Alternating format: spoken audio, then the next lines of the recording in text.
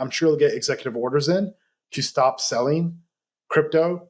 But I think the ambition of the 8 items that Joe noted in his report versus the reality of what's priced in the markets, I think there's a gulf. So markets need time to cool and reset for a few more months before we move higher.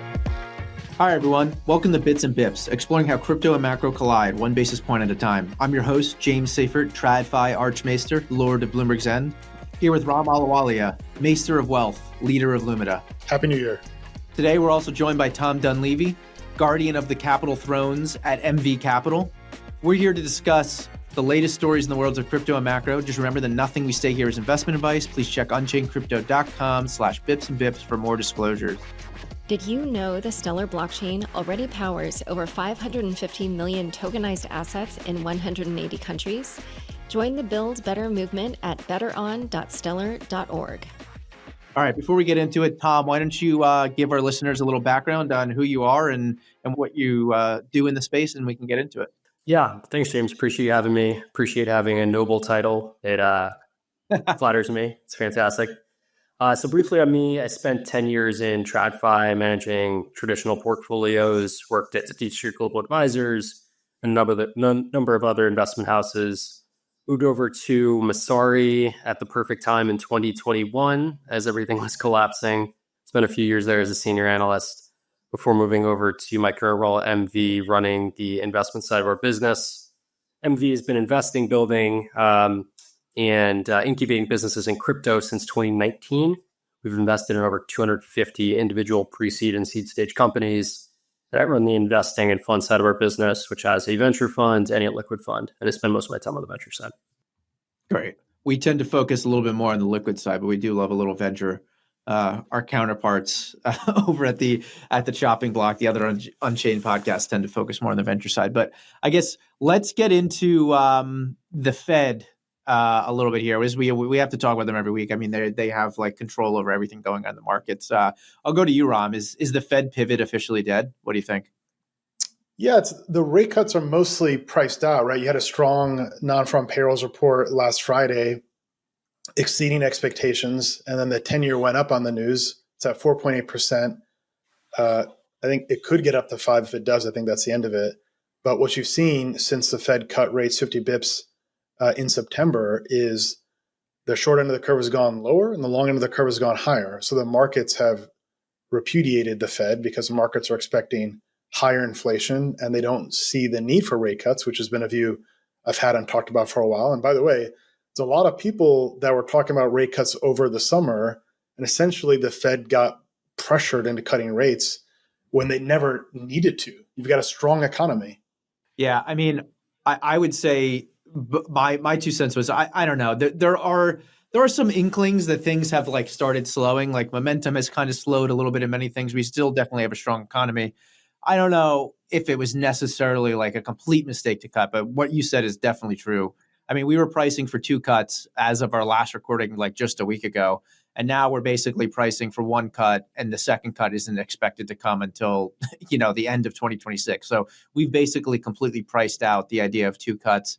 And I don't even know, like, we're pricing for 1 cut sometime towards the end of 2025. Is that really even viable? Like, at this point, I feel like we're just on a complete pause, and there's just, this is what we're looking at here. Yeah, I think one of the Fed's biggest concerns is really the housing market. If you have rates at 5% on the 10-year, mortgage rates above 7% are just not tenable for any individual. So I think it's really challenging to keep rates this high for this long. They don't have a direct impact on the mortgage market, but 10 years is a big factor in that. So I think we're going to see a few more cuts this year than are likely or that we're actually have priced in right now. And the biggest tension in my mind is really sort of the inflationary dynamics that Trump's going to have with his policies. So tariffs, immigration, pushing back against the disinflationary policies, which are AI. And how much you buy into the AI story and how much job cuts are actually going to happen in 2025 based on that are going to play into your view on whether the Fed cuts. We were just talking before the show that, Bloomberg just projected or had a story about 200,000 job cuts just in financial services in the next few years. Saw a report from the WEF. You have 41% of companies talking about that they're cutting jobs because of AI in the next few years. I think we're still massively underestimating how many jobs are going to be lost to AI and productivity gains. So growth up, those inflation numbers likely down based on that. And I think we're all talking about these AI bots and talking about things that like AI in the market, but we're not really pricing it into what's going to do to the broader economy yet. I'll challenge one point there, Tom, which is that mortgage rates were lower the day before the Fed cut rates in September. That was the local low in mortgage rates. So unless the Fed's going to engage in quantitative easing, I don't see how rate cuts would help them. In fact, mortgage rates are going higher because the Fed is cutting rates into Goldilocks, my thesis, right? You're cutting rates into a ripping economy with record retail sales and job growth, record asset prices. Asset prices so high, people are actually paying off their credit card debt. Now people on Twitter are worried about people paying off their credit card debt. They get worried when they also grow their credit card debt, no matter what. Whichever way, there's something bad, right? Then the Kobesi report comes out with the all caps headline. So I don't think it has a zero impact, though, on what broader mortgage rates are going to be if the 10-year is spiking. I think the 10-year has been spiking because of other things, primarily because of Trump, the election outcome, and the inflationary impacts of his policies. I mean, Powell said that in his last news conference, right? So I don't think that's a direct corollary. I mean, it certainly happened at the same time, but lower 10-year all else equal is going to help mortgage rates. I kind of like sit in the middle of you guys. I think we are going to end up seeing cuts later in the year. I mean, we are at like relatively high rates. Who knows where the neutral rate is? I've talked about it on here before. I think QT is ending. So that could help some of the assuasion concerns that we have about the mortgage market. So I don't know. My inclination is I think we're actually going to get a couple cuts towards the end of the year. I mean, the one thing I will say of some of what changed, I mean, we were pricing for one cut sometime around mid-year, May, June, July, started moving out. Now we're not, the cut isn't priced till like Q4. And even then it really doesn't get priced till like the very end of the year, in December into January of 26. So we're basically we're barely pricing for a cut. I think we're going to let the Fed, they say they're not political. They're 100% just going to have to wait and see what Trump does. Like, is he really going to enact a lot of the things he's talking about, and how inflationary are they going to be, like Tom was talking? So I think all of that needs to be played out first.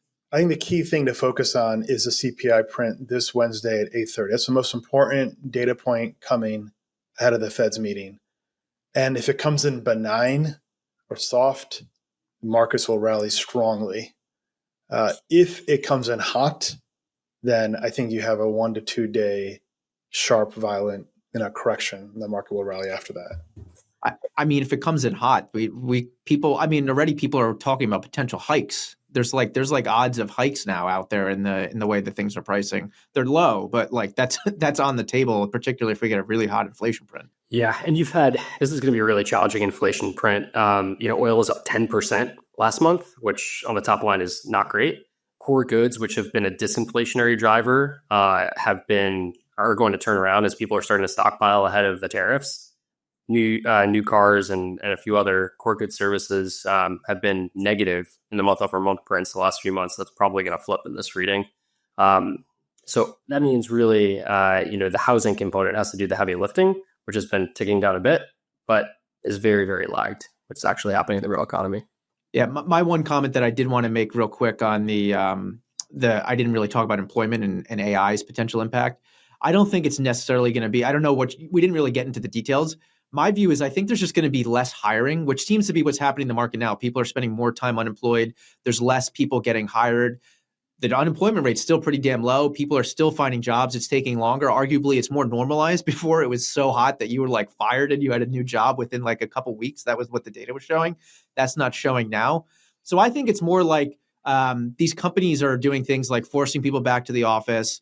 They're going to like kind of let things roll off and let people move around. I don't know if necessarily like we're going to see like hundreds of thousands of job cuts due to AI. I mean, it's possible.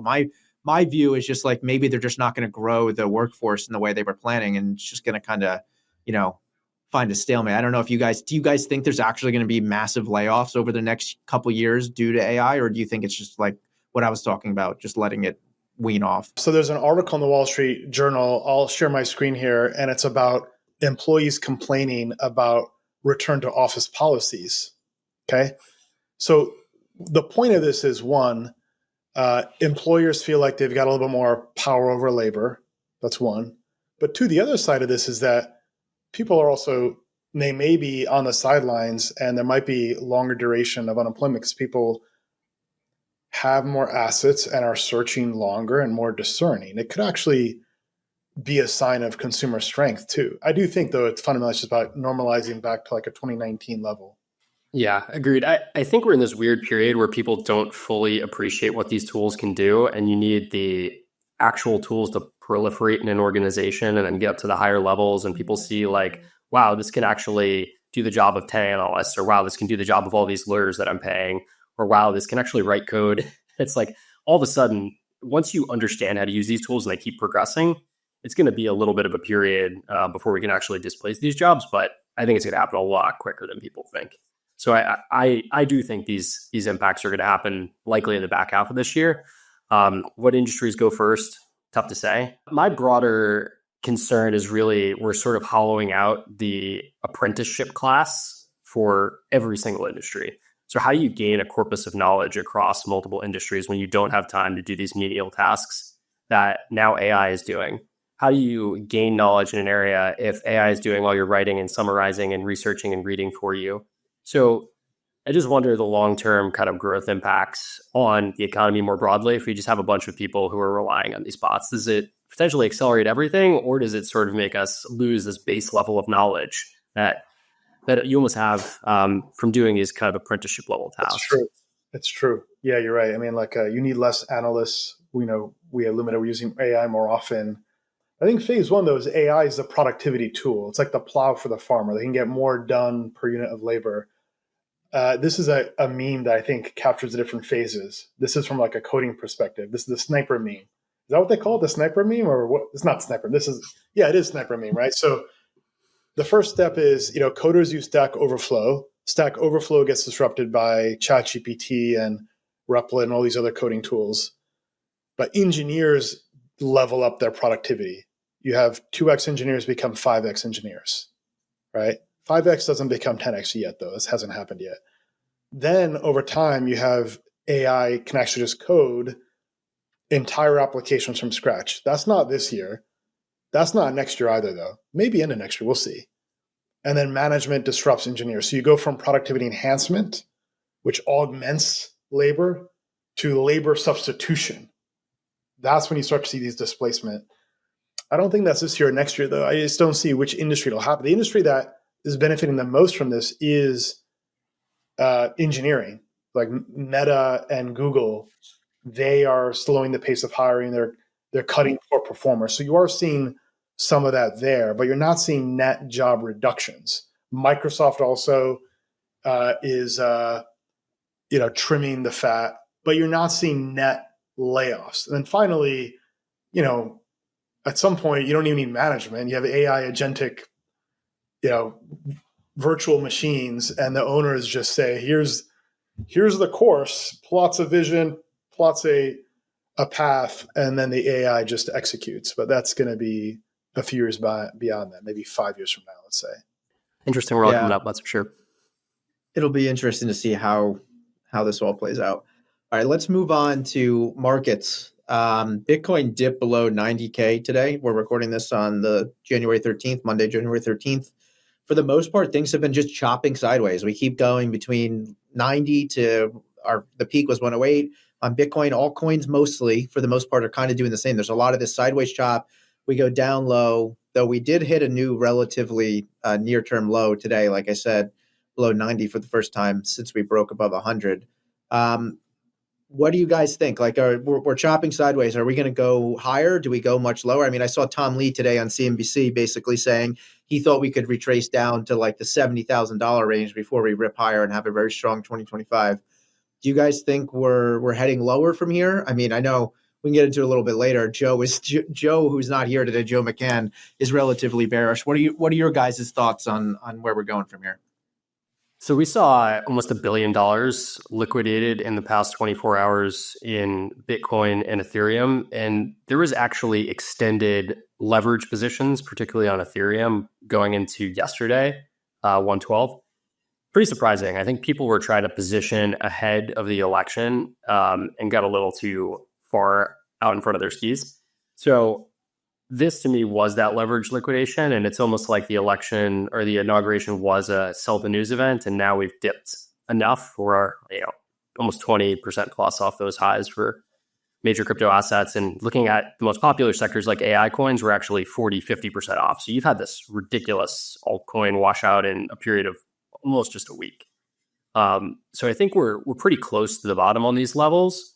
And we'll pivot pretty quickly in the next week or so. But, if we get hot CPI, a lot of these macro data points that make the situation even worse, rates rising again, then, we could see a bit more. But I think this is pretty close to the bottom based on that leverage situation.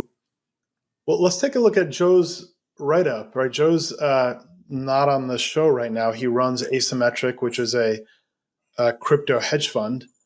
My conspiracy theory is that whenever Joe misses the show, he's selling Solana, and he came out bearish. So that's been my theory there. Let's see. When Joe's back, you should buy, I guess. He's like David Sachs on All In, right? He's got bigger fish to fry. He can't be hanging out with us, giving away his alpha. So here's Joe's update. I just put it on the screen right there. This is one chart I see all over. This global liquidity annualized versus Bitcoin. Global liquidity is trending lower. Yeah, you need central banks to, just start pumping things, whether it's China or the Fed, to stop QE, all these things. I mean, theoretically, if Bitcoin really is following the money supply, people have been saying for a long time, we should be much lower, but there's a lot of things happening in the US that are very positive for Bitcoin and crypto more broadly. So, and plus you have Saylor buying every week. Yeah. Again, he bought today. So he's approaching the blackout period, I think, for MicroStrategy earnings. I think it's 2 weeks before. So it's next week or so. I don't think he can buy anymore. But this is a really good conclusion that Joe has here. He says, well, what is one to do? He says there are many potential catalysts for Bitcoin and crypto generally in 25. One, a strategic Bitcoin reserve at the federal level, strategic Bitcoin reserves at the state level, strategic Bitcoin reserves at other countries globally, removal of SAB 121, that's the SEC overreach. That's almost certainly going to happen on day one, too. The SAB 121 repeal. Yeah, I agree. As well as maybe some basic form of the strategic Bitcoin reserve, like not selling. Clear regulations, stablecoin bill, market structure bill, U.S. banks offering prime brokerage and trading services, consumerization of Web3 crypto, and a Chinese bazooka of liquidity. He goes on to say, however, these potential catalysts are just that, potential. In the meantime, one must continue to observe the flows, and we have been monitoring the flows for the Coinbase premium indicator, and he's saying that the discount is negative. He's netting out that he's tactically bearish. There's a lot of potential for upside, but timing-wise, we're not there yet. I want to stay on the strategic Bitcoin reserve conversation real quick, because I see a lot of people, one of the critiques is people are thinking the government's going to buy millions of Bitcoin, blah, blah, blah. And when it doesn't happen, it's going to be a net drag. From my point of view, I think most people aren't really expecting Lummis's bill necessarily to pass, in Congress, which is the bill that would actually have the U.S. government going out and buying Bitcoin. I know there's talks about Trump finding different ways, through keeping up the U.S. dollar and the Exchange Act and things like that to buy Bitcoin potentially. But my base case, and what I think most people I talk to, the base case is the U.S. government's just going to hold the Bitcoin they have. So I think it'll be bearish if Trump doesn't manage to do that. I think that'll be bearish, but I don't think not getting the, these other bills for the strategic Bitcoin reserve getting through, I don't think that'll necessarily be bearish. I think that'll be relatively neutral, maybe a little bearish, but I don't think there's that many people really thinking that the U.S. government's going to buy 4 million Bitcoins and own a huge chunk of the supply. Yeah, and Polymarket right now has a 31% chance that he'll create a Bitcoin strategic reserve in the first 100 days, which I think is materially low for, we just think about the calculus for Trump. He wants to fulfill on campaign promises day one. Crypto was one of the big parts of his campaign that got him elected, and a number of the representatives. I mean, just look at the numbers on standwithcrypto.org. Across the board, crypto was what won the election for Republicans, besides the broader discontent in the country. So he's going to day one want to give something to crypto. So SAB 121 is definitely one piece of that. Washington Post just reported that that's probably a day one executive order. He can, to your point, also put a day one executive order using the Treasury Exchange Stabilization Act, which is used to buy or sell foreign currencies that they can actually purchase or buy Bitcoin. I think that's likely in the first 100 days. And I think it's because he wants to fill campaign promise. But number two, and probably most importantly for Trump, is because he is all about his bottom line. And as president, he could absolutely deliver 10, 15, 20% returns on the S&P 500 through a number of policies. But it is much, much easier for him to deliver 200, 300% returns in crypto and other related, digital currencies. And guess what? He's all in crypto, not only via the presidency, but also through his personal holdings as well, which see this across the board. So I think it's almost a certainty he's going to do it in 2025. And I'm a fader of anyone else. It's differently at the moment. So the act you're talking about, where to stabilize the U.S., you think they're going to use that to actually buy and hold Bitcoin on the federal government balance sheet, essentially? Because I'm not so sure. I don't know if he's going to get that through, but I do think he's just going to be able to figure out a way to hold the Bitcoin they already hold. Well, that's provocative, right? If that happens, Bitcoin goes 120, 150 fast. If what Tom is saying is true. First time I heard that, by the way. So, I think there are two components here. One is the technicals and the fundamentals. Technically, whales are selling on strength. SEC Gensler resigns, chair resigns, Bitcoin pumps past 100,000, whales sell. Paul Atkins nominated, Bitcoin pumps to 107, whales sell. This happened 3 times now. So whales are selling on rallies. That's one. Two is you got the Q4 animal spirits that are now receding. You see that in other categories like Tesla and uranium. So they're retrenching, they're pulling back. You see it in Twitter momentum stocks that are receding. You see it in declining open interest. You see it in MicroStrategy. It's all receding, right? So those are the flows Joe's talking about. I think Joe's right about that. I agree with Tom's point. That short-term liquidation, that's tactically bullish on a time horizon measured in days, right? But the factors in Trump's control are limited. He needs acts of Congress to get a real Bitcoin reserve, and he doesn't have 60 senators, so he needs to do a reconciliation bill to get a budget passed and get material wins on the board. And he may not be able to get everything he wants in here. I'm sure he'll get executive orders in to stop selling crypto. But I think the ambition of the 8 items that Joe noted in his report versus the reality of what's priced in the markets, I think there's a gulf.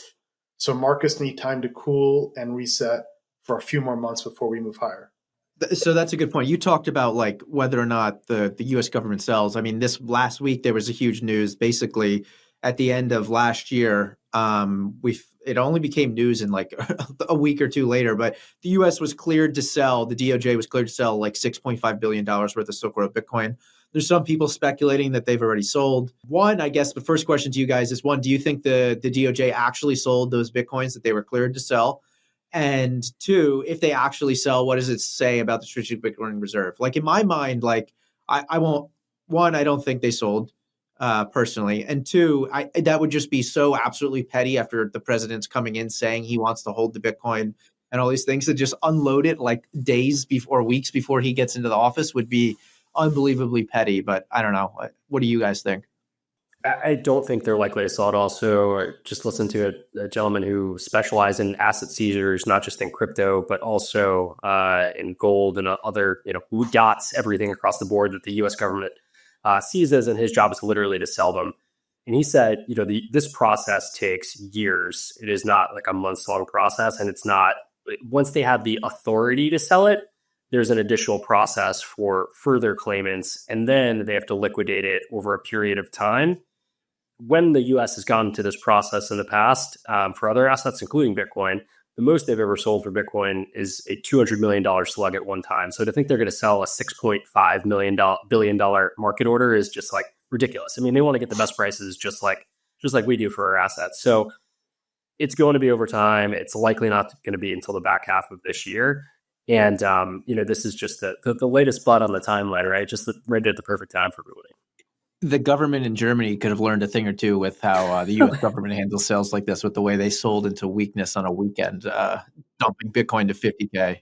There was reporting from CoinDesk during the 23 cycle that showed that the DOJ was sensitive to market impact and was reluctant to have legal actions.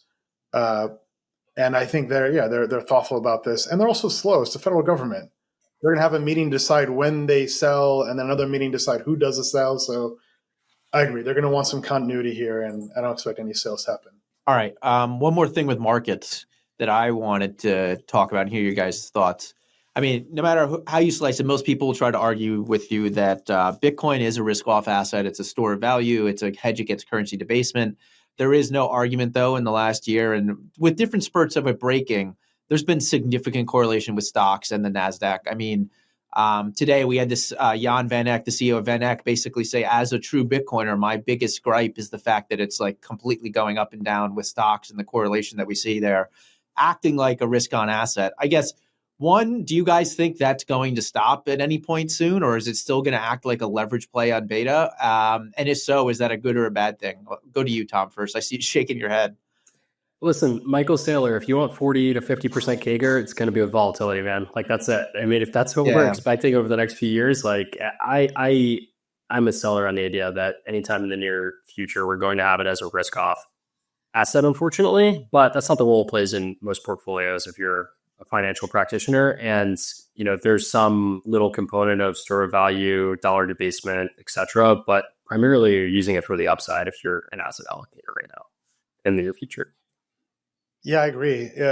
In the banking crisis last year, you saw Bitcoin rally when bank prices were going down. So it really had a very unique role in the portfolio. But today, Bitcoin is correlated to Tesla, and it's brought in the speculative juices. So I think Jan is correct.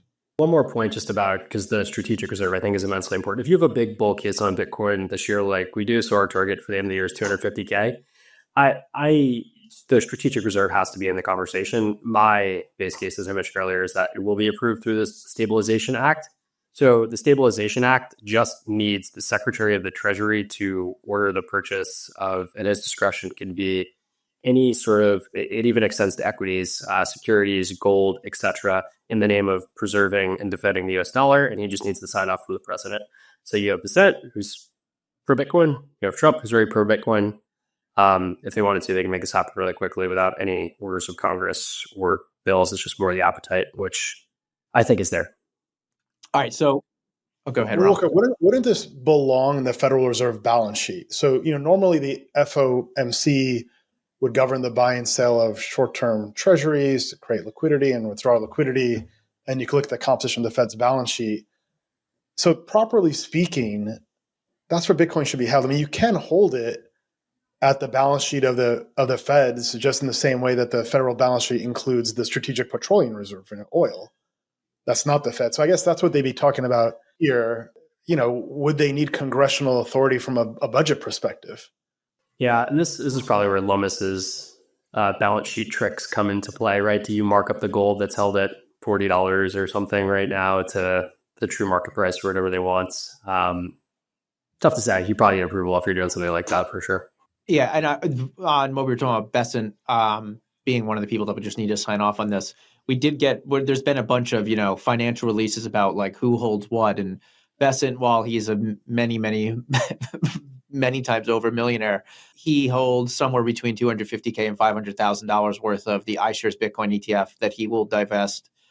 Pete Hegseth released, that came out today as well. He also holds $15,000 to $50,000 worth of Bitcoin. So we're seeing more and more people involved in this Trump admin are holders and arguably Bitcoiners. So, I mean, that's a positive thing on the fact that if you think, obviously Besant believed in Bitcoin if he's holding that much, a couple $100,000 worth of Bitcoin. So maybe he will sign off on it. I'm not as optimistic as Tom, but I don't know if I'm as bearish as Rom seems to be. I do think they're going to find a way to just hold the Bitcoin that the federal government holds. I agree with that. I think there's a trade ahead of the executive orders. I think there's a short-term tactical idea because the EOs will come. And if prices are low, then I think going into that, you can benefit. But the Strategic Petroleum Reserve, that authority flows from an act of Congress, right? What Trump can do is choose not to spend funds provisioned by Congress to cut the deficit. Congress can say, hey, go get an aircraft carrier, and he can just choose not to procure. But the compulsion to spend I don't know that's the Exchange Stabilization Fund is actually under the Gold Act of 1934, so there's already precedent on the books. It's just whether they utilize that precedent to leverage this into Bitcoin. Yeah, I heard this from one of I don't remember which DC Bitcoin think tank. I'm sorry if somebody's listening to this, but that was the first I heard of it. Tom, do you know who wrote about it first? It was a couple of weeks ago when I first heard about the Exchange Stabilization Act. But it was one of the guys. I don't recall. No. Okay. Well, I apologize to whichever one of you guys it was. The other point that was brought up earlier, like this Trump family is long crypto, right? Yeah. Don Jr., it's called the Trump put. When Bitcoin drops a certain level, then he says something on Twitter.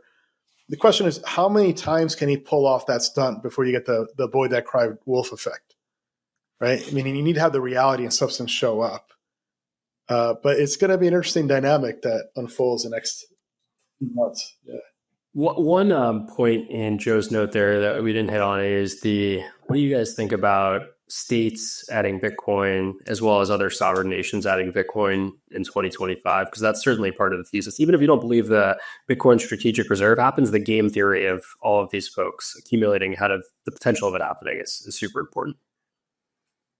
I think there's already countries that have started doing this potentially, and we'll hear about it in the next 18 months, potentially after we hear more stuff from whatever the U.S. is going to do, whether it's a Stabilization Act or whether they're just going to hold the Bitcoin we have or what have you. I think there's people out there already doing it.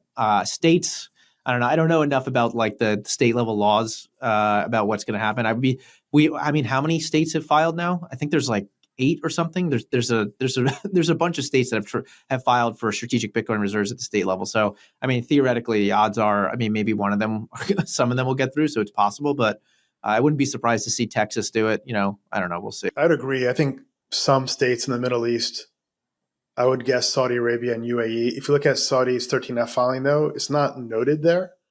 They have a disclosure obligation. So, but I don't know, maybe there's some other vehicle they put it in that doesn't have the disclosure obligation, but I expect it's one of those two. And Saudi loves to degen. If you look at their 13F fund, they throw money like call options on a lot of stuff that not all of it makes sense either. So, well, I mean, they wouldn't have to report Bitcoin directly if they bought Bitcoin directly, right? Like if they bought like one of the Bitcoin ETFs or something along those lines, they would have to report it. But would they have to report a purchase of, like, they don't have to report a purchase of gold or a purchase of Bitcoin directly, would they? Or I don't know. Well, I think that the SEC filing is part of the 13F, so it links to some registration. So if it's in that asset, but there could be some other entity that doesn't have that reporting obligation. So what do you think, Tom? Do you think states do it? Yeah, I'm unsure on. I think nation states will be accumulating. I think the reporting requirements for them, I mean, Saudis are a little bit different, but most states don't need to report this, or if they could obfuscate it, I'm sure they will. But on the state level, so most states, state pensions, you have an approved list of assets you can actually invest in. I remember when I was advising these sort of plans back in the day, we actually had to get approval to invest in private credit because they could only invest in AAA securities with the bond portion of their portfolio. So that's what a lot of these states are going through right now. It's like, hey, we can invest in Bitcoin as part of our broader asset allocation. Hey, state legislator, whoever has to approve it. There's 6 or 7 states that are through this process right now or thinking about it. And it's really just like the education phase that we're getting through right now. I think later in the year, you'll start to see smaller allocations here. And one of the arguments is, hey, you are already invested in a lot of this stuff through your venture sleeve in your portfolio. So adding a direct allocation to it for a very small portion of your portfolio is a reasonable risk to take. And once that starts happening, one state does it, another state does it, the precedent's set, and all of a sudden it doesn't become taboo anymore, particularly if the U.S. government or others are signing off on purchases of Bitcoin. The Stellar Development Foundation has launched Build Better, an initiative inviting bold ideas from the Web3 community. No coding or technical experience is needed. Share your vision for better finance, creativity, or access, and see it brought to life in Stellar's next hackathon. Developers will build real-world solutions on Stellar's fast, scalable, and sustainable blockchain. Submit your idea for a chance to win from a $30,000 prize pool. Get involved at betteron.stellar.org. The future of Web3 starts with you. Sticking on a somewhat related topic, did you guys see the letter that Elizabeth Warren sent to Scott Bessent regarding basically saying she's going to go after crypto and anti-money laundering and all these different things? Did you guys happen to read that letter? I skimmed it. It just seems like typical Elizabeth Warren stuff. Looks like she's the ranking member now that Sherrod Brown is out. Bernie Moreno took him out in Ohio. So now Elizabeth Warren is the ranking member on the Democratic side. She's going to be a thorn in the side of any sort of pro-crypto people on the Senate Banking Committee for sure. That's the one huge takeaway I took from this letter. I don't know. Did you guys look at it by chance, or do you have any strong thoughts? I'm trying to look up the stats here. Elizabeth Warren says sent like a letter per day or something crazy like that per day. She's been in the Senate. She has her own AI minions like sending these things out, and she's passed literally one bill in her entire tenure in the Senate. So she does a lot of her work behind the scenes, and it is, as a Massachusetts resident, it is like the most absolutely frustrating and even more than anyone else in the country. So, Lord, can't wait till her term is over. But I think her impact is going to be obviously very muted in terms of the influence she's going to have in not having a ranking seat in this new Congress. Looks like we lost Ron. Barring any like extreme catastrophe at the midterms, like at least for the next 4 years, she probably won't have any power, but she's just going to be a thorn in the side, making clips talking about how bad crypto is, most likely, in any sort of Senate Banking Committee hearings. Let's say something a little more lively that I guess isn't really super critical, but it's very interesting in the crypto world. This came out today. Essentially, we came out today that Tether, which was based in Switzerland, is officially moving its domicile to El Salvador. To me, this jumped out at me because, one, we had all this stuff. We've talked about it on here. Tether earned like $10 plus billion in profit. We're not talking revenue. They're reporting $10 billion in profit. Again, it's what they're reporting, but based on how much treasuries they hold, who knows exactly what their expenses are, it makes sense that they have many billions of dollars in profit. Looking at El Salvador's GDP, based on the World Bank's estimate for 2023, is $34 billion. I mean, this is like the biggest acquisition. I mean, it's not an acquisition, but it's kind of insane to think that a company of this size is going to like a small country. And also point out the fact that like Tether alone is one of the largest holders of U.S. Treasury securities. So now, like this company that owns a ton of Treasury securities is going to be based in a really tiny South American country that technically is going to be one of the largest holders of U.S. Treasuries. So I don't know. Do you guys have any more complex thoughts on the topic than that? And I'll go to you first, Tom. I think Tether is worried about legal implications. I was at a conference a few weeks ago, and Tether, a CEO or chairman or whatever, wasn't in person in the U.S. because he didn't. I don't think he felt very safe, unfortunately, and this is just another extension of them moving to El Salvador. I mean, I think authorities are potentially just, maybe in the next administration, not, but in this administration, they have a bit of a spotlight on them, given how much money they have. I mean, they're one of the most profitable companies in the world, especially on a per employee basis. And a lot of their assets, they're starting to broaden from not just investing in crypto to new and interesting things. They're investing in longevity. They're investing directly in crypto startups. They're really spreading the pie. So I think, in terms of moving to a Bitcoin native country, I think El Salvador makes a lot of sense for Tether. Extraordinary business. They are bigger than all the regional banks. They're bigger than Truist. They're bigger than PNC Financial. JP Morgan does $30 billion in profit. And as Tom pointed out, like the headcount's less than 100. That's like $50 million per employee. An incredible business to own. I'd love to have a slice of that business. Tether's got such a funny journey. Like I'm fairly sure there were periods in 2022 where they were below NAV, but now they're not, and they're printing money. And it just shows you also a failure of U.S. policy around stablecoin, right? Like those are profits that could have been earned by American domiciled business, but Senator Warren and others kind of pushed that business offshore. Yeah, 100%. I just think there's going to be a huge amount of competition for that Tether market share in this year, and you're going to see banks and others try to eat into that. I mean, you don't have a business this profitable and without others. I mean, you've seen other potential stablecoin alternatives. Athena, M0 just launched another one, like Treasury-like alternative stablecoins that give back some of this yield to investors. So I think you're going to see a ton of competition in the stablecoin space. The problem is Tether's sort of reached escape velocity, particularly in the emerging economies. Now, can that be reversed by one of these big players potentially? But outside of the US, if you're using stablecoins, it's probably Tether. Let's talk briefly about the fires in LA. I mean, obviously, heart goes out to anyone suffering there. One of the big stories is there's been a couple examples of people saying they lost their crypto wallet seed phrases. It's not great. We can talk about the broader market impacts. I mean, this thing.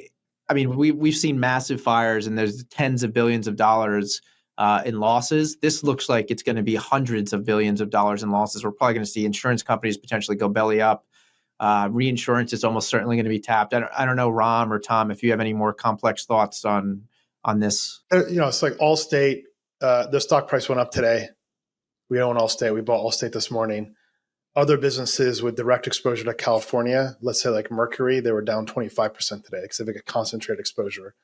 A lot of these insurance companies, they've sold the risk off to reinsurance companies, number one. Number two, they've pulled back on insuring homes in California. In fact, California State is one of the largest providers of insurance because the private market has pulled back. Why did the private market pull back? Because state regulators have made it difficult for insurance companies to charge the appropriate premium to profitably insure. It's one of the few states that has not allowed that to happen. So insurance companies step back. So the California state government will shoulder a bunch of these losses. I'm not so concerned about these wide-scale negative economic impacts. And this is early data and early reporting, and we'll see how it shakes out. But like LA downtown is fine. You're really talking about like the Palisades by the water. Like the economic destruction is significant. Don't get me wrong, but LA is intact. The economic story for LA is still there.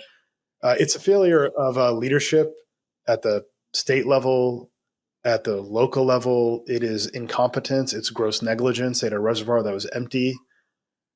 Newsom called for an investigation. Investigation into what? You know that there was no water in the reservoir. What are you trying to investigate? What were the standards of safety that were not met, and why were they not met?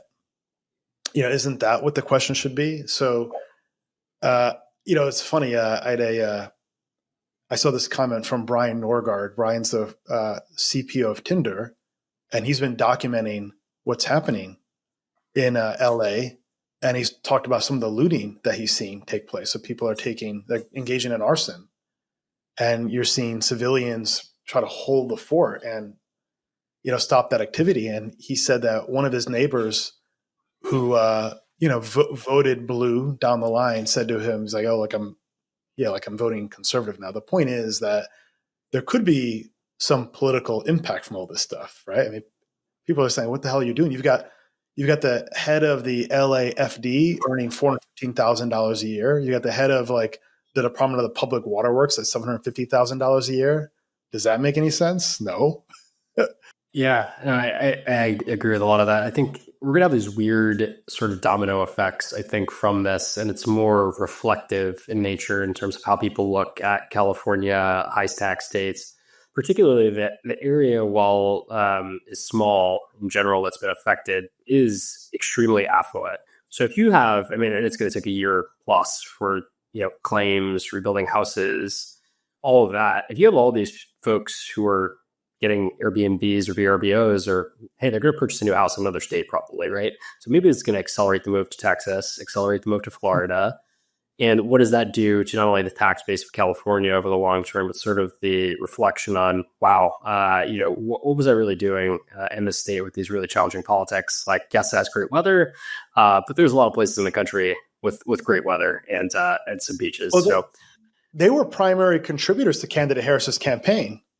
I bet you 8 out of 10 people that live in the palace, these are studio executives, movie producers. I think they're actually in the state because their industry is local. But think about what they're going through. They lost an election. They gave a bunch of money to candidate Harris, which is lit on fire money. And now their house burned down. Right? So I think the funding sources to the DNC are going to shift. They're going to ask for different things. And there will be a consequence to the political dynamic. The pushback here, I think, is also not only on ESG, but DEI. There's a few policies there about clearing brush and others that ESG-related bills, could basically stopped. And then there's the DEI initiatives by a lot of the folks that were in power, including fire chief and others that stated their primary purpose was DEI versus putting out fires and things like that. So, I think it's really going to shine a light on this kind of identity politics, which the election certainly did. But even folks, as you mentioned, Ram, who voted blue now kind of got to look in the mirror and said, wow, okay, this is really, I think we've taken this a bit too far. Yeah, the environmental stuff you're talking about is like it takes literal years to get approval to do prescribed burns in areas in California due to like environmental law and things like that, which you have. I don't understand it because I feel like I didn't have this exact conversation on a podcast, but I feel like all of these conversations happened in 2018 when that massive fire. Remember those pictures of like people driving through hell and like nobody learned. I guess nothing really came of it because they were like, we need to change the rules. We need to prescribe burns. We need to do better forest management. We need to do all these different things. And then like not everyone forgot about it and nothing happened. So part of me is like, I don't know. I don't know if anything is actually going to change. I think people are just going to forget about it. Granted, this is way bigger. And then going back to Ram's comment on insurance, ironically, you said pushing the move to Florida and to Texas. The other big state that's like capping insurance premiums is Florida. You're going to two areas and it's funny. There's a lot of people, there's been a few people out there that are very prominent free market thinkers who've lost their house flipping out about like different insurance companies dropping coverage and things like that. But in reality, it's because like the state won't let people raise the premiums to what they should be. And there's all these papers about these insurance providers being I've seen like reports for over the last 4 years about like these insurance providers being evil for not covering these houses and dropping things. And then all of a sudden they dropped the houses and because they said it was a serious fire risk and they didn't want to cover it and then they burned down. And it's like, well, maybe they should have let them increase the premiums and they might still have insurance, but that's not what the states are. And a rational policy around managing forests. It sounds like Trump was right on clearing the underbrush.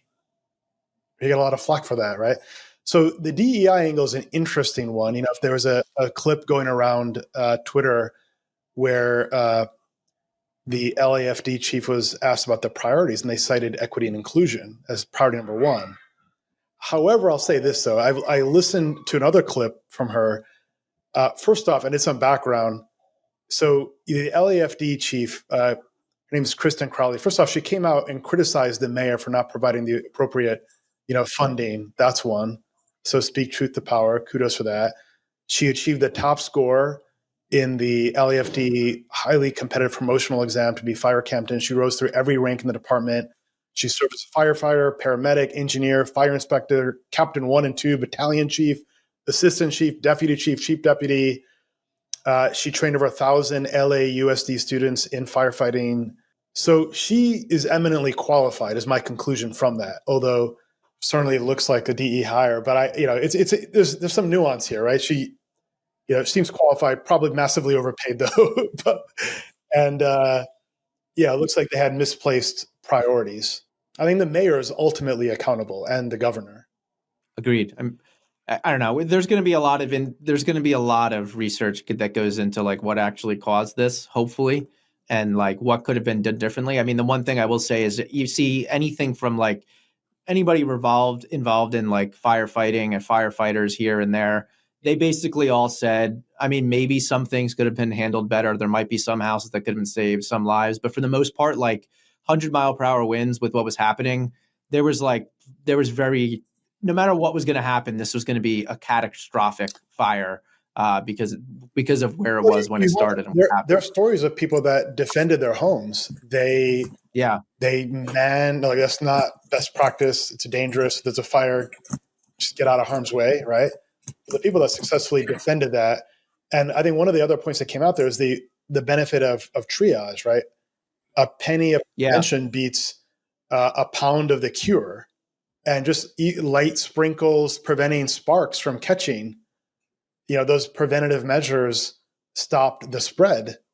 So, and the LAFD, they weren't there. They didn't have the water. They didn't have the resources, and they didn't take the preventative measures to prevent this from happening in the first place. I mean, anybody with a pool is now going to make sure they have one of those pumps, which I don't know. If I lived in that area, I'd have made sure I had a pump after what I saw in 2018, what we saw in Colorado. Like, there's been whole bunches of examples of people putting pumps in these pools, do this. But I mean, we're getting out of the depth of like where our expertise lies. Yeah. And it's just crazy how, some of the regulations out there that are just, more broadly, this is a challenge with regulations that have been on the books for years. Like there's a law on the books in California, you have a wood roof. A lot of these houses, I guess, were built a very long time ago. And it's like, you need some special permitting and like processes and time to like actually change over that roof and like, things that are just like sort of common sense, but, been on the books for ages. I'm hopeful something like Doge could, clear that out at the federal level. Whether that happens at the state level, who knows? But yeah, way out of my area of expertise. Thoughts and prayers, everyone. It's a really tough situation. The one we seem to see a lot of more and more. I mean, between hurricanes and fires and earthquakes, it's just. Well, they need to let private market insurance companies back in there, and private insurance companies will create incentives. I bet you the guy who saved his house with the water, he's getting an HOA fine for doing something with the sprinkler system. Like that's how bad it is in LA. But like insurance companies, they reward with incentives and they can modify. They'll look at your house and say, okay, what are the risk factors? Do you have this kind of roof or that kind of roof? And people respond to incentives. They need to let incentives play a role. But if those incentives run into dated, ossified regulation and zoning requirements that aren't responsive, that don't give maneuverability to insurance companies, then you're not going to get the right behaviors on the ground. Let's move on to the Coinbase lawsuit. So Coinbase just won a lawsuit against the SEC. Basically, I don't want to get like too far in the weeds, but basically for those that don't know, Coinbase was suing the SEC, basically saying they were refusing to enter into any sort of rulemaking. They were saying they were being arbitrary and capricious, so they were denying things.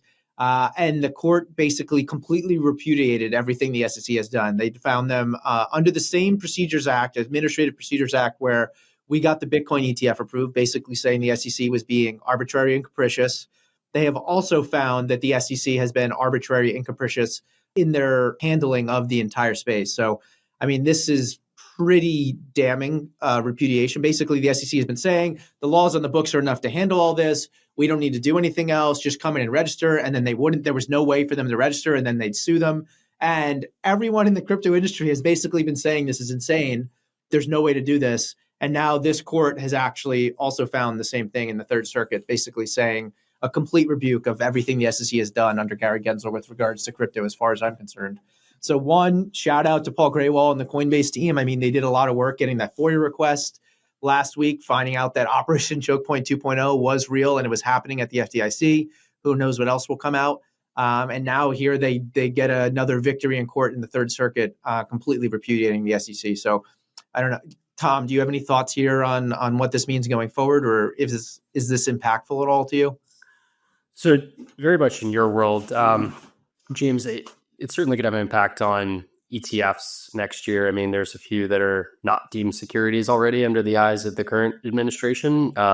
If this case holds and continues, I don't know the timeline likely to see any more throughout 2025. I don't know if we do sound effects on the show, but I would love to hit like a hallelujah button in the background and just like, yeah, thank you to the Coinbase team and how much they put into the industry, because huge win. Yeah, look, I think we're losing count of how many court cases the SEC has lost to independent judges. These are not crypto degens. They're reading the law, they're interpreting the law, they're applying the law. And Coinbase was petitioning for guidance. They're petitioning for rulemaking. They're saying, hey, SEC, you are our regulator. We don't have clarity on the rules and regulations. Give us clarity. That was what the suit was about. And the judge said, you're right. The SEC owes you clarity, and they have not. I mean, this is what it's executive branch overreach, right? That's not what a regulator should be doing. A regulator should be providing clear rules of the road. And I think it's going to, it gets back to like the need for disclosure. This FOI, the information request, like, that's a form of accountability on government when the individual can petition and say, hey, can I get transparency to decision making? I mean, if Coinbase is a highly successful market cap company, they can afford to pay the bills for that, but it shouldn't be that onerous. It shouldn't be that expensive. You shouldn't have to go to court. So I think it'll be interesting to see what additional disclosure we get in the year ahead when the new admin takes over and they have access to these documents and they're not fighting disclosure. In fact, one of the key themes you're seeing in Trump's messaging over the last 60 days is disclosure. Peter Thiel, one of his allies, wrote an op-ed in the FT, which is centered around disclosure. Trump is talking about these UAPs over New Jersey, saying they know what they're doing. I'll let you know what they're doing a day after I'm in office. Disclosure. I was just laughing at it. It's Yeah. No, I want to read this quote. This is why I didn't read the whole document. It's quite long, but I did skim a decent chunk of it, and this is at the end. So I'm just going to read it out loud for those who are listening, and I'll skip some stuff. I apologize, but I'll do my best. So it says, This is from the court. This is not from some person writing like on behalf of the crypto industry, like that works in the crypto industry. This is from the Third Circuit. It says, so the SEC's haphazard enforcement strategy of targeting entities that are trying to follow the law does not give potential defendants the notice that due process requires. This is especially true because the field is novel. The agency has offered no meaningful guidance on which crypto assets it views as securities. The Dow report gives guidance only about the clearest crypto assets, tokens that look just like stocks.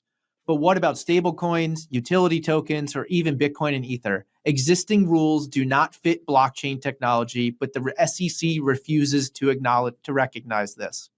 Its official silence and contradictory unofficial signals breed uncertainty. Crypto issuers and exchanges are left to cross their fingers and pray that the agency does not fault them. I mean, I don't really, there's not much else to say there, but I mean, that's just such a strong, it reminds, like, reading through this kind of gave me the same kind of feeling, because I felt like that, what's that meme from Zoolander? I feel like I'm taking crazy pills. Like the whole process with the Bitcoin ETF, I was just like, there was people arguing with me that they shouldn't be approved and all these different reasons. I'm like, if you follow the law, they should be approved.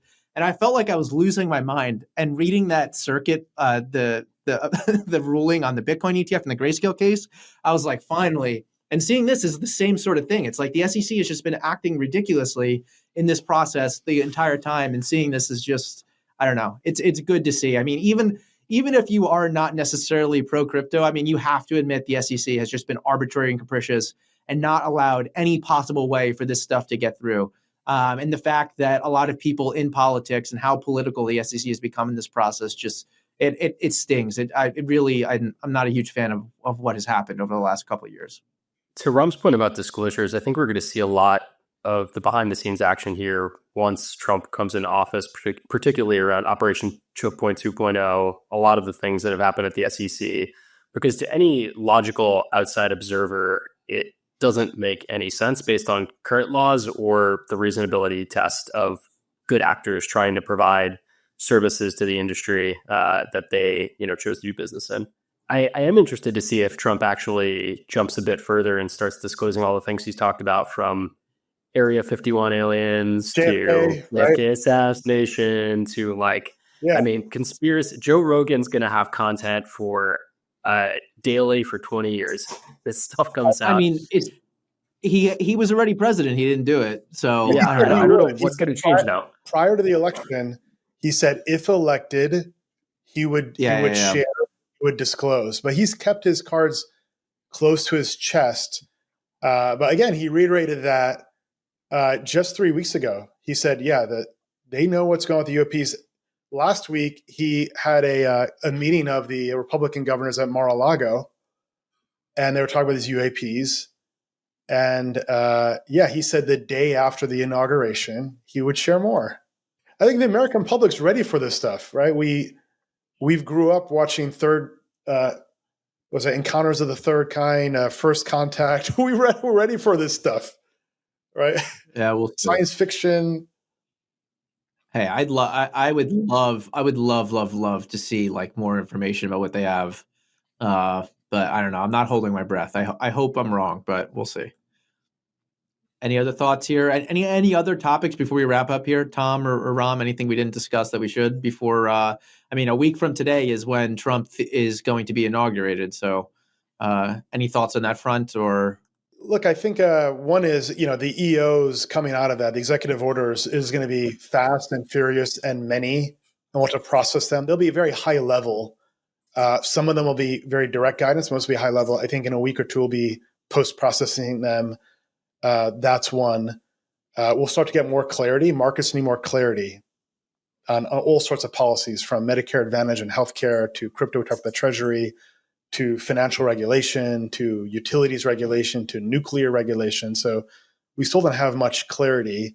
I think providing clarity will help markets, and it'll reinvigorate animal spirits. The markets have given back a lot of the gains since the Trump election win, and yet, what we see are record job gains. We see consumer confidence and small business confidence. The latter's at 3-year highs. Those fundamentals haven't changed. So I think we'll learn a lot. I'm most excited about disclosure. I just really want to see what the hell's going on out there. What's the bigger story around Greenland?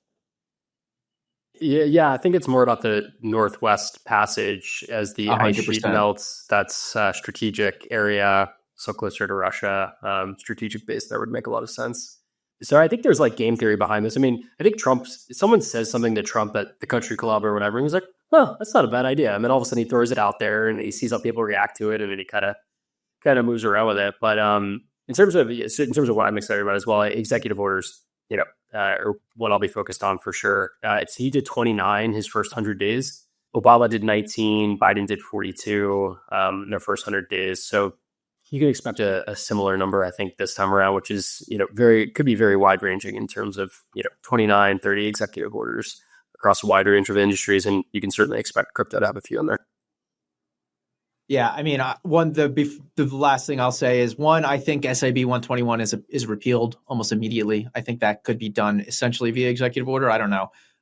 This Congress, if last Congress got through the Senate and the House, it's going to get through this Senate and House. And I don't know. I would assume he's going to do something to try and get it out with an executive order first. Time will tell. On Greenland, that is interesting. I actually do have some thoughts wrapping up. One, there's this theme online that people there's this thing called the Mercator projection, which basically because you take a globe and you make it flat, it makes certain things look much bigger than they are, much smaller. And Greenland's one of those things. It's way smaller than it looks on a standard map. And people are like, he just wants it because it looks big on that. And I really don't think it is. I'm with Tom. It has to do 100% with the ice sheets melting and new passages opening up. I think that probably has something to do with why he wants Canada. He's talking to Canada about this stuff in the same way, making them the 51st state, I think all of it is just is a ploy for him. He's going to negotiate. I think what he wants is a giant base somewhere on Greenland, Guantanamo Bay style somewhere. I think he also already has a base on Greenland, and it's operated. Guess what?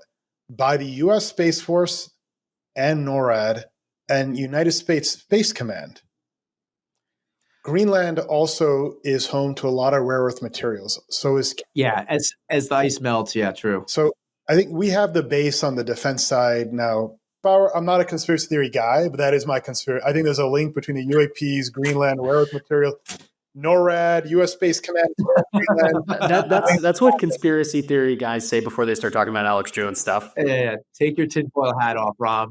So if I set the over/under at 1 in terms of Panama Canal, Greenland, and Canada, if any of those have, let's call them, either acquisition by the U.S. or something, akin to it, are you guys taking the over or the under? I don't think it happens because you need the sovereign to vote as referendum. By the way, I think Trump would actually get double-digit votes in a referendum of at least 40%. Yes, in Canada. I wouldn't be surprised.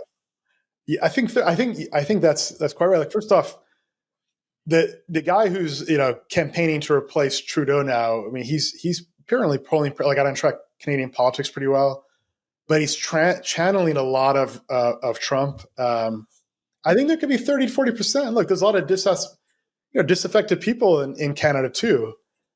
And look, everyone wants to be in the United States. Capital flows are going to the United States. That's why the dollar's strong. They want to buy U.S. stock. They want to put people, they're trying to, immigration is a part of that. So the United States has a great story. And I think in a referendum, he would get a not insignificant share of. I'd love to see a poll on that. And I'd love to see a bet on Polymarket around this too. Yeah, so I'll take the over, assuming there can be like an asterisk. Like, I don't think he's actually going to have, Canada join the US or actually take complete control of Greenland, or same thing with the Panama Canal. But I think he's going to extract something, and that's what his goal is. Who knows what his ultimate goal is, but this is his starting of like whatever negotiations these are going to be. So I think I would take the over probably. But if you're saying strict exactly what he said, then I'll take the under.